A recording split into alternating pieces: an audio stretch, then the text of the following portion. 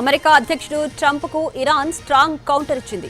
Bharat, China సహా ఇతర దేశాలను నరకాలతో పోలుస్తూ American radio host Michael Savage share చేసిన లేఖను ట్రంప్ రీపోస్ట్ చేయడంపై తీవ్రంగా స్పందించింది.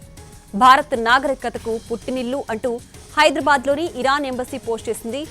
భారత్, చైనాలు మహోన్నత నాగరికతలకు పుట్టినిల్లు అని, ఇరాన్ నాగరికతను నాశనం చేస్తామని ఒక యుద్ధ నేరస్తుడైన అధ్యక్షుడు చెప్పడమే అసలైన నరకం అని విమర్శించింది. ఇరాన్ నాగరికత మొత్తం అంతమైపోతుందని గతంలో ట్రంప్ హెచ్చరికలు చేశారు. ఆ బెదిరింపులను ఉద్దేశించి తాజా స్పందన వచ్చింది. భారత్, చైనా నాగరికతలు ప్రపంచంలోనే పురాతన సజీవ నాగరికతలు అని ఇరాన్ ఎంబసీ పేర్కొంది. 4000 ఏళ్ల నాటి చరిత్ర, సంస్కృతి ఈ దేశాల సొంతమని తెలిపింది. ఈజిప్ట్, మెసొపొటేమియా వంటి నాగరికతలు అంతమైన భారత్, చైనా నాగరికతలు సింధు, హోయాంగ్, హో నది ఒడ్డున విస్తరించినట్లు చెప్పింది.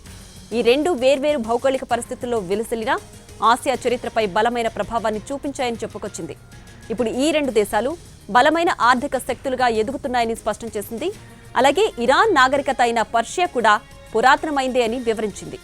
అదే అమెరికా విషయానికొస్తే 1776లో ఏర్పడింది. అంటే దాని చరిత్ర కేవలం 250 ఏళ్లే అని వెల్లడించింది ట్రంప్.